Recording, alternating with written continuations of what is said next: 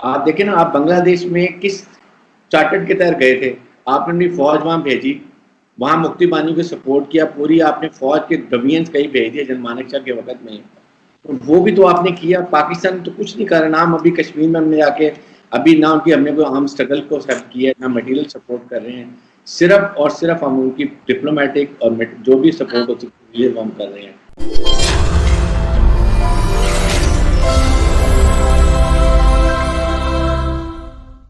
जी यहाँ से वैभव जी आपकी तरफ चलेंगे। अच्छा, इनका एक ये है वैभव जी का, मैं कहूंगी कि बड़े ही nice person, very nice human being, लेकिन जब हम इनका चैनल देखते हैं या हम इनकी ट्वीट्स देखते हैं तो वो हमेशा अजीब अजीब सी, और खासतौर पे पाकिस्तान के बड़े खिलाफ होती। चीमा साहब आपसे काफी नाराज हैं वैसे, बस यहीं पे बता दूं, चीमा साहब बहुत गुस्से हैं वैभव जी से।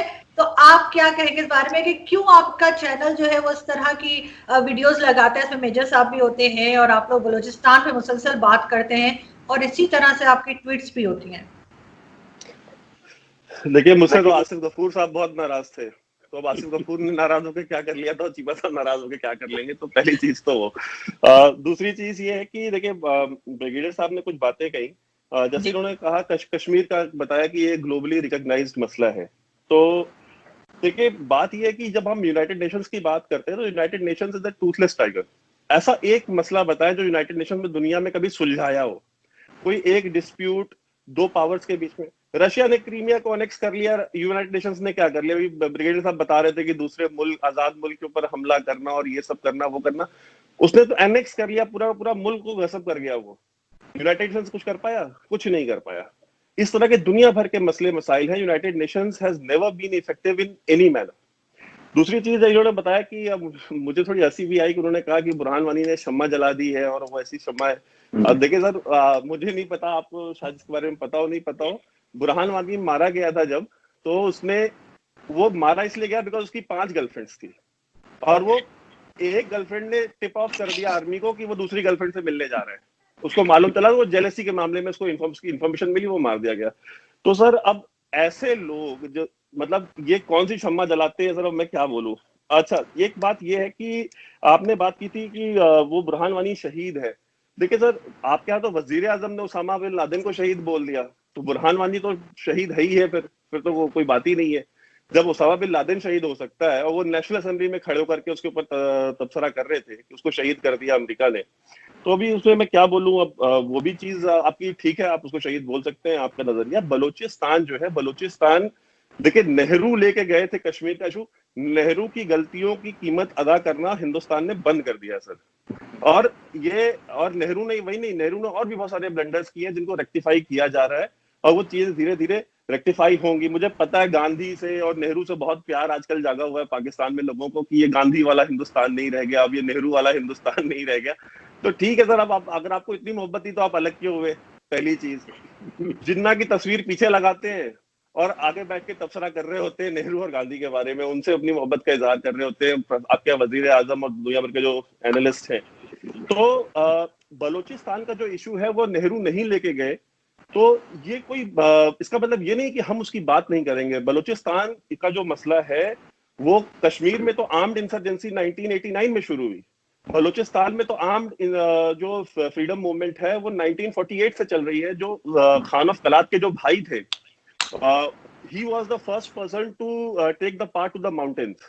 सबसे पहले वो माउंटेन्स पे चढ़े थे 1948 में और उन्होंने आर्म्ड मिलिटेंसी शुरू करी बलूचिस्तान में। तो आप जब कंपैरिजन करते हैं, और आपने कहा कि हम तो उनको मटेरियल सपोर्ट नहीं करते, हम ये नहीं करते, हम वो नहीं करते। सर देखिए, मुशर्रफ साहब ने किताब लिखी है, आपके यहाँ बहुत सारे जनरल्स ने किताबें लिखी है, और आपके यहाँ जो अभी हैं कुछ लोग, ये रिटायर हो जाएंगे तो ये भी लिखेंगे कि उन्होंने कैसे पीओके में कैंप्स बनाए, वो कैसे लोगों को लेके आए, फिर कैसे जेकेएलएफ को इसलिए जेकेएलएफ बोला गया ताकि उसका कोई रिलीजियस कॉनोटेशन ना निकले, क्योंकि it should sound like you know western freedom movement. तो जम्मू कश्मीर लिबरेशन फ्रंट नाम दिया गया, कोई इस्लामिक नाम नहीं दिया गया। फिर बाद में इस्लामिक नाम की तंजीमें बनाई गई पाकिस्तान के अंदर, जो कि वहां पे हमेशा एक्टिव रही हैं। तो सर आप डिनाई कर दें, मैं डिनाई कर दूं, मुझे नहीं पता रॉ बलूचिस्तान में क्या करती है क्या नहीं करती है।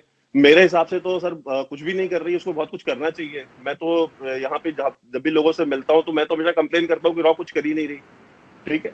तो और हमारे यहाँ बहुत सारे जितने डिफेंस एनालिस्ट आपको दिल्ली में मिलेंगे या थिंक टैंक्स में, वो सारे हमेशा कंप्लेन करते हुए मिलेंगे कि यार हमने बलूचिस्तान का, पश्तूनों का, महाजिरों का हमने इशू कभी नहीं उठाया। इनके जो मसले मसाइल हैं, इनकी जो एक्स्ट्रा जुडिशियल किलिंग्स होती हैं, और आपके यहाँ पे जो सहाफी उनकी बात करता है, ये हामिद मीर टाइप, उनको सीतापुर का चॉकलेट खिला दिया जाता है 2 मिनट में। तो ये सर, ये सारी चीजें हैं जिसके ऊपर हम बात कर सकते हैं। सही, बिल्कुल। जी ब्रिगेडियर साहब, आप क्या जवाब देंगे वैभव सिंह जी को?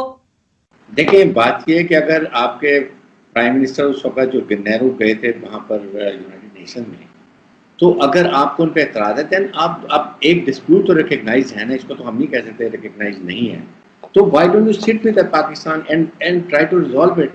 There will when you sit, और जितनी भी लड़ाई होगी आपकी, अल्टीमेटली चाहे सेकेंड वर्ल्ड वॉर है, फर्स्ट वर्ल्ड वॉर है, कोई वॉर ले लें, then you have to sit across the table and resolve the issue. And particularly Pakistan India के केस में कि आर बाउंड्रीज आर परमानेंट, जो नेबर्स परमानेंट होते हैं, बाउंड्री परमानेंट होती हैं, you should learn to live peacefully, it is both of अस।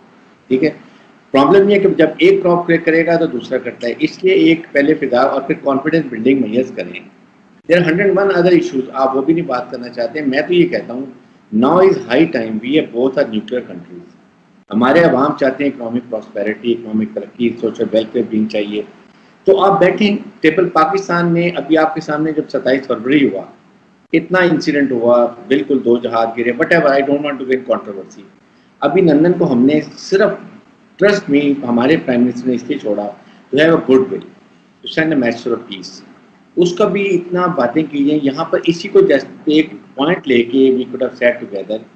दुनिया नहीं चाहती, there are countries, there are foreign countries, there are foreign forces who do not want Pakistan and India to stick together and they should resolve their all disputes.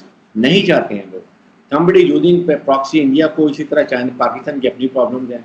तो हम तो ये कहते हैं कि बैठें, जब बैठते हैं तो मिसाइल खा लो, नहीं होगा ना मसला, आप उठ के चले जाएंगे, कोई बात नहीं, we made an effort, तो why can't we make it an effort? Balochistan की बात ये है कि बलूचिस्तान में देखें, पाकिस्तान की फौज पाकिस्तान के चारों सूबों में है, पंजाब में भी है, फ्रंटियर में भी है, सिंध में भी है, बलूचिस्तान में हर जगह हमारी हेडक्वार्टर्स हैं, वहाँ बैठे हुए लोग। ये सप्रेशन नहीं है, it is matter of 1 or 2% लोग, और वो भी आई नो कि अभी आप देखें ना, आपको गुलबशन Yadav with a clear example, एक सर्विंग नेवल कमांडर आपके रॉ उनको पाकिस्तान भेजें और वो कन्फेस करें, इस पर तो कोई डिनाइल फैक्ट नहीं ना, डिनाई की बात। आई फील कि इस तरह की बातें हमें अब तरक करके we are let's resolve our issue, अपने अवाम की तरफ देखें। इकोनॉमिक क्राइसिस हैं, पाकिस्तान के ज़्यादा इकोनॉमिक क्राइसिस हैं, and we are doing our best. CPEC भी हम यही कोशिश कर रहे हैं कि सीपैक को बना के पाकिस्तान इकोनॉमिक तरक्की करे, अपने लोगों के लिए काम करें और दुनिया आगे मूव करें। ये इससे हमें कोई हासिल नहीं हो रहा है, ये मैं हमेशा ये बात करता हूँ। इसी तरह कश्मीर की बात है कि आप कश्मीर को डिस्कस तो करें, ये तो हमने डिस्कस किया कि हाँ जी है डिस्प्यूट, ये भी हमें पता है कि शिमला का भी ये बायलैटरल इशू है, तो why not to sit down, ये कोई रीज़न नहीं। फिर उसको वहाँ की डेमोग्राफी चेंज हम कर दें, जबरदस्ती लोगों को लाके आप बात करें, सारा करें, तो मेरे ख्याल में अब वो टाइम आ गया है कि पाकिस्तान और ख़ास तौर पे इंडियन गवर्नमेंट को जो एक अभी नया ये इन्होंने जो एक ज़्यादा सोच, I never say there are majority of Hindu are very moderate, they are very understanding intellectuals है, there is no doubt about it, but ये जो एक अखंड भारत का अब नया जो हमने शुरू किया है, इसको मेरे ख्याल में हमें सोच करने की ज़रूरत है। वो नाजी के ज़माने गुजर गए, अब हमें आगे सोचना चाहिए, अपनी नई जनरेशन आ रही हैं, तो उस कॉन्टेक्स्ट में मैं ये बात करता हूँ कि हमें अब चाहिए कि हम बैठें, चाहे पाकिस्तान की लीडरशिप इंडिया जाए, इंडिया की पाकिस्तान आ जाए, it is immaterial, but we need to sit down and resolve the issue. जी मेजर साहब, लेकिन एक चीज और है कि आप लोगों को सीपैक से भी प्रॉब्लम है, और आपको लगता है कि जैसे ब्रिगेडियर साहब ने कहा कि बैठ के बात हो सकती है? 2-3 बातें हैं, मैं सीपैक पे आऊंगा। सबसे पहले मैं बात बता दूं, जो कुलभूषण जाधव की बात करी थी ब्रिगेडियर साहब ने, देखिए अगर वो सर्विंग नेवल ऑफिसर होता और वो रॉ में होता, विद इन 24 आवर्स हमारी जो लेट फॉरेन मिनिस्टर है सुषमा स्वराज जी, वो कभी ये नहीं कहते कि हमारा बंदा है। इंटेलिजेंस एजेंसीज हर समय अपने ऑपरेटिव्स को डिनाई करती हैं, पहली चीज। मैं उस बात पे नहीं जाऊंगा कि किस तरीके से उनको किडनैप करा फिर आईएसआई को बेचा, मैं उस चीज में नहीं जाऊंगा। लेकिन पाकिस्तान में मुझे लगता है बहुत ज्यादा इसको क्रेडेंस दिया गया है, बहुत ज्यादा क्रेडिबिलिटी दी गई है कि देखिए उसका इकबालिया बयान है, he was sentence to death by a military court. एक बालिया बयान की कोई वैल्यू नहीं होती दुनिया के किसी कोर्ट में, भारत का सुप्रीम कोर्ट तक एक बालिया बयान को कबूल नहीं करता है unless it is made in front of a magistrate और made in front of a जज। आप किसी का भी, आप देखिए, मैं किसी बंदे को लूं, ठीक है, आप मुझे अगर टॉर्चर करेंगे 2-3 दिन, तो 2-3 दिन के बाद मैं अपना नाम वैभव सिंह बता दूंगा अगर आप चाहेंगे तो, वो हो सकता है। तो आप मुझे अगर इतना मारे, इतनी तशद्दुद करें, तो मैं कुछ भी कबूल कर लूंगा। अपना दर्द रोकने के लिए इंसान झूठ बोल देता है, ठीक है। तीसरी बात मैं आपको बताता हूं कि वर्ल्ड की कोर्ट्स में आरजू जी, ये सब प्रूफ नहीं चलते जो पाकिस्तानी कह रहे हैं ना, उसने कबूल कर लिया, पासपोर्ट मिला। कोई भी अगर आप लॉयर को आप इंटरनेशनल कोर्ट ऑफ जस्टिस में या कहीं पर भी ले जाएं अमेरिका के, 2 मिनट में वो खारिज कर देगा केस, इसमें दम नहीं है। अच्छा, दूसरी चीज है कि 1994 में इंडियन पार्लियामेंट ने एक रेजोल्यूशन पास करा था कि the entire state of Jammu and Kashmir belongs to India which includes PoK and Gilgit Baltistan. As an Indian, my parliament's 1994 resolution supersedes United Nations Security Council resolutions of 1948. Number 1, India बिल्कुल इस चीज को मानने को तैयारी नहीं है। तीसरी बात, ये जो हम लोग, आपने बात करी सीपैक की, देखिए साहब, कई पाकिस्तानी कहते हैं, मैं बस 1 मिनट लूंगा, कई पाकिस्तानी ये कहते हैं कि साहब इंडिया बड़ा जेलस है क्योंकि सीपैक है और इतनी बड़ी ट्रेड है।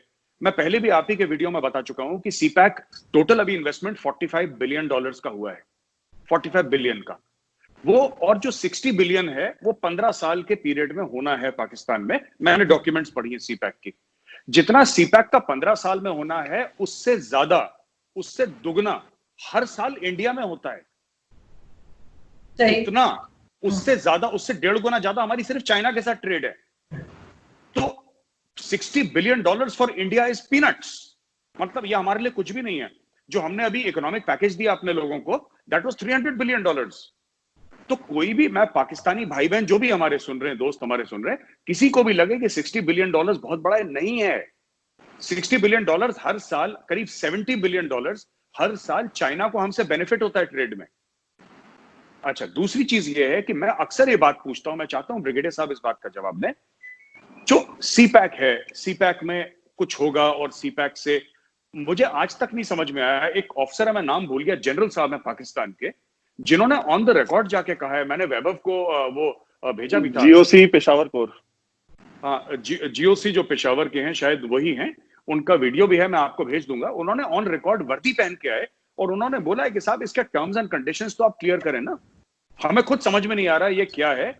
और वो वीडियो मैं आपको बताऊंगा। उन्होंने ऑन रिकॉर्ड कहा है कि ये सब जो है, ये लूटमार बचा रखी है चाइनीज ने, ये क्लियर है ही नहीं, इट इज नॉट क्लियर वो क्या कर रहे हैं, पाकिस्तान को उससे क्या बेनिफिट है। देखिए, 2 चीजें हैं, पाकिस्तान का अपना इंडस्ट्रियल बेस नहीं है, तो इसमें चाइना को क्या चाहिए, चाइना को बेसिकली पाकिस्तान से राहदारी चाहिए, आपको एक रास्ता चाहिए कि गवादर तक आना है। इसके अलावा पाकिस्तान क्या दे रहा है इन रिटर्न। दूसरी चीज, आखिरी मेरा पॉइंट है, जो हम कहते हैं ना कि चाइना और पाकिस्तान के बीच में ताल्लुकात हैं जो स्ट्रेटेजिक, जरूर होंगे, मैं मना नहीं कर रहा। मेरा एक लिमिटेड पॉइंट यह है कि पाकिस्तान ने चाइना को आज तक क्या दिया है। आपने कौन सी चाइना में इन्वेस्टमेंट कर दी? हमने फैक्ट्रीज खोली है चाइना में, हमारे गलवान में इतनी लड़ाई हुई चाइना के साथ, लोग हमारे वीरगति को प्राप्त हो गए, चाइनीज मारे गए, हमारी इन्वेस्टमेंट्स है वहां पे, hundreds and hundreds of billions of dollars की इन्वेस्टमेंट है। आपने चाइना के लिए क्या करा? सिर्फ ये कह के कि हमारा जियोपॉलिटिकल इंपॉर्टेंस है पाकिस्तान का, जो कोई डिनाई नहीं करता। As an Indian I can not deny that it is one of the most geostrategically important countries on earth. Pakistan, ये सच्ची बात है, ये सच्ची बात है। लेकिन इसके अलावा कौन सा आपने कार बना दी, कौन सा आपने कंप्यूटर बना दिया, कौन सी आपने सॉफ्टवेयर बना दी जो चाइना को चाहिए? ये सिर्फ खेल राहदारी का है।